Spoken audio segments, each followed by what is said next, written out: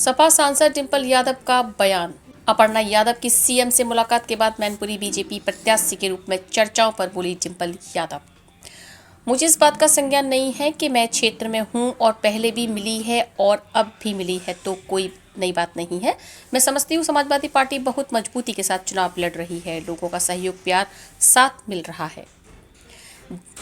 JDU ने electoral bond के संबंध में बड़ा अजीब सा जवाब चुनाव आयोग को दिया है कि कोई लिफाफा हमारे दफ्तर में छोड़ गया था, खोला तो 10 करोड़ के बॉन्ड निकले, जिस पर बोली डिंपल यादव। ये तो जेडीयू का मामला है और जो भी इलेक्टोरल बॉन्ड को लेकर के सच्चाई सामने आनी चाहिए वो बीजेपी सरकार है। जो भी पार्टी उन्होंने चंदा लिया है, इलेक्टोरल बॉन्ड का सिस्टम पहले लेकर वे कौन आया था, सवाल तो इस बात का उठता है। कैबिनेट मंत्री जयवीर सिंह की कुछ दिन पूर्व दिए गए बयान में जुबान फिसलने पर सपा की जीत बात कहे जाने पर बोली डिंपल यादव। कभी कभी जो अंदर का अनुभव होता है वह जुबान पर आ जाता है। मैं समझती हूँ कि जो बात नहीं बोलना चाहते थे वह बोल गए। राहुल गांधी ने ईवीएम पर चिंता जाहिर करते हुए कहा कि राजा की जान ईवीएम में है, जिस पर बोली डिंपल यादव। ईवीएम को लेकर लोगों में बहुत असमंजस है। बहुत सारे लोग लगातार पिछले चुनावों में लोगों ने यह बात बोली कि हमने वोट इस पार्टी को दिया था लेकिन हमारा वोट निकला नहीं है। तो एक तरह की क्लैरिटी होनी चाहिए। भले ईवीएम सही हो तो भी लोग चाहते हैं कि गांव के लोग चाहते हैं कि शहर के लोग चाहते हैं कि बैलेट पेपर पर चुनाव हो। सब जगह बैलेट पेपर ही चुनाव हो रहे हैं। ईवीएम आई थी लेकिन फिर भी बैलेट पेपर से ही चुनाव हो रहे हैं। लोगों के मन में एक शंका का भाव है कि ईवीएम में जिनको वोट हम डालते हैं उनको वोट नहीं मिलता।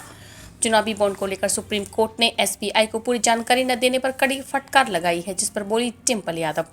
सुप्रीम कोर्ट का इस तरह के इंटरफ्रेंस रहेगा तो बहुत सारी चीज़ें व लाइन पर आएंगी जो अभी अव्यवस्था दिख रही है। हर एक स्टेप पर मैं समझती हूँ कि मेयर वाला भी चुनाव हुआ था। अगर सुप्रीम कोर्ट इंटरफेयर नहीं करता तो हमारे जानने वाले, भाजपा के जाने वाले बहुत सारे सांसद हैं, उन्होंने कहा था जीते तो हम यह मेयर के चुनाव में तो हर तरह से गलत तरीके से चुनाव जीतना सही बात नहीं है। मुझे इस बात का संज्ञान नहीं है क्योंकि मैं क्षेत्र में हूँ और अगर पहले भी मिली है कई बार और अभी भी मिल रही है तो इसमें कोई रोक टोक तो है नहीं, कोई भी किसी से भी मिल सकता है। पर अगर बीजेपी की प्रत्याशी के रूप में अगर मैनपुरी में उपस्थित है तो कैसी राजनीति? मैं समझती हूँ कि समाजवादी पार्टी बहुत मजबूती से मैनपुरी लड़ रही है और लोगों का सहयोग, प्यार और साथ मिल रहा है। जेडीयू ने एक बड़ा अजीब सा बयान दिया है चुनाव में इलेक्ट्रॉनिक बॉन्ड को लेकर के। उन्होंने कहा है कि कोई एक व्यक्ति आया था और मेरे कार्यालय में एक लिफाफा दे गया था और जब हमने उस लिफाफे को खोला तो 10 करोड़ का बॉन्ड निकला।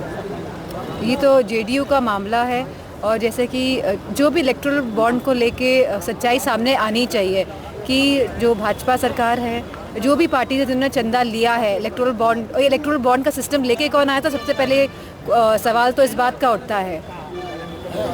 समाजवादी पार्टी का सुनने में आ रहा है, सूत्र बता रहे हैं, समाजवादी पार्टी के नेता भी कह रहे हैं कि भारतीय जनता पार्टी से मैनपुरी सीट को लेकर पैक्ट हो गया कि कोई प्रत्याशी नहीं उतारा है। क्या कहेंगे? किसके साथ पैक्ट हो गया? बीजेपी का मैनपुरी की सीट पे प्रत्याशी न उतारना समाजवादी पार्टी के नेताओं ने बयान दिया। मैं क्या बोलूँ इसमें, तो मतलब क्या अंदर ऐसी बात है? ऐसी बात कैसे हो सकती है? मैनपुरी सदर विधायक कैबिनेट मंत्री जयवीर सिंह ने एक अपने इंटरव्यू में कहा भी है कि जीतेगी तो समाजवादी पार्टी। सही तो है, क्या अंदाज वीडियो वायरल हुआ। वो कभी कभी जो अंदर का जो अनुभव होता है वो जुबान पे आ जाता है, तो मैं समझती जो बात नहीं बोलना चाहते थे वो बोल गए।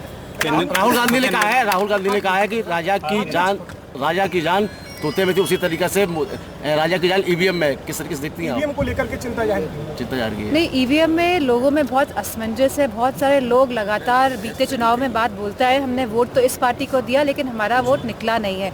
तो एक तरह की क्लैरिटी होनी चाहिए। भले ही ईवीएम सही हो तो भी लोग चाहते हैं, गाँव के लोग चाहते हैं, शहरी लोग चाहते हैं कि बैलेट पेपर से ही चुनाव हो। जितने भी देश हैं पूरी दुनिया में सब जगह बैलेट पेपर से ही चुनाव हो रहे हैं। ईवीएम आई थी, उसके बाद वापस लोग बैलेट पेपर पे गए हैं क्योंकि लोगों के मन में कहीं ना कहीं एक शंका का भाव है कि ईवीएम में वोट डालने पे जिनको हम वोट डालते हैं उनको वोट नहीं मिलता है। मैनपुरी में कन्नौज जैसी पुनरावृत्ति तो नहीं होगी निर्विरोध निर्वाचन में हुआ? आप फिर वही सवाल कर रहे हैं। वो नेक्स्ट करो। जी, बस जी समय ले रहे हैं कुछ विरोधी पार्टियां, तो कोई ज़रूर इसमें उनके मन में किसी तरह की शंका होगी, इस वजह से इतना समय लिया जा रहा है। इलेक्ट्रो बोर्ड को लेकर सीबीआई सीबीआई को ने सुप्रीम कोर्ट ने फटकार लगाई है।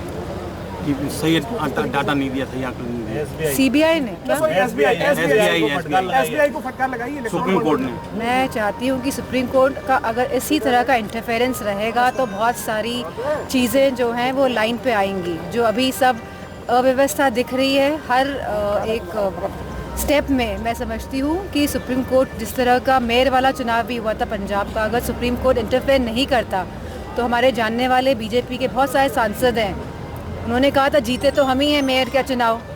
तो इस तरह से गलत तरीके से चुनाव जीतना सही बात नहीं है एक लोकतंत्र के लिए। चलिए ठीक है।